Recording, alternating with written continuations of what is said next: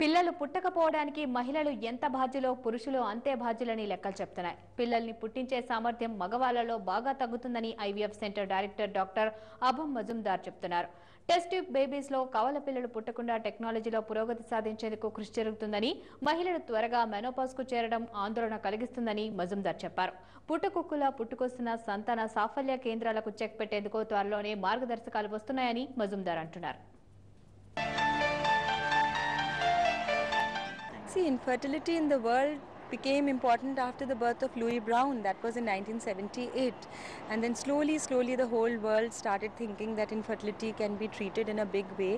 Not only medicines and surgery, but we can use assisted reproductive technologies for this. And India is always soon to follow anything in the world. Once upon a time, they used to think it is only the female who's responsible for not bearing a child. She may not be able to bear a child, true, but the reason could be in her or it could be in her partner.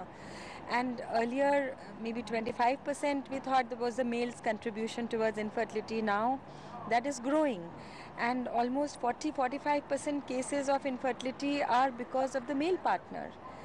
And that today's lifestyle has a great impact on male infertility, especially the environment, the pollution, the fertilizers which are being used in food products.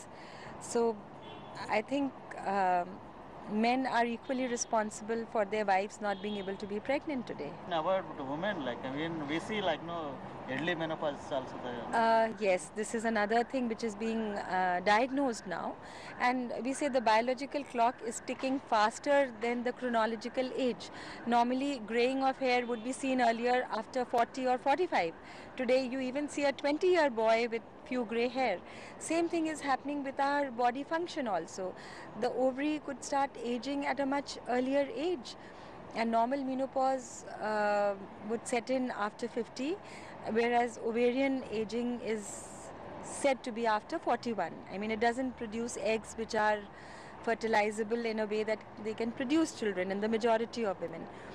But then there are a good segment of women where the biological clock is ticking even faster than 41, and within their 30s they lose the capability of producing fertilizable eggs. What's the percentage now? I would say these are known as poor responders, and the percentage would be somewhere around maybe 5 to 10%. Maybe 5% of all women who attend infertility clinics, because one reason for younger women not to get pregnant is that their ovaries are aging faster. So if we collect just those who are infertile, it would make almost 10% of infertile women who are becoming poor responders. Even late marriage will add to this? Absolutely.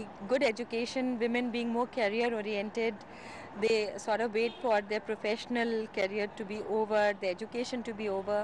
By that time, the marriage age instead of early 20s is early 30s.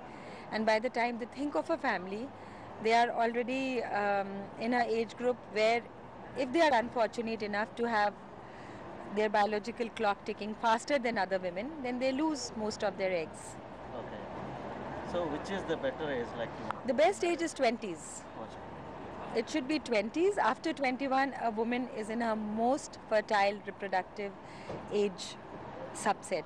But I mean, coming to the nowadays infertile clinic, mushroom growth of infertile clinic, are you going to do something on that? Yeah, I think ICMR is taking a big stance on that.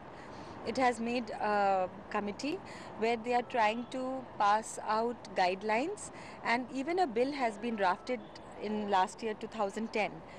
And the bill has not been passed as law as yet, but it will soon pass as law, and they are trying to supervise all the clinics. They are trying to accredit all the clinics. After inspection, they will give accreditation to these clinics that yes, you are all right to give infertility treatment or not. And they will have regular supervision, regular inspections.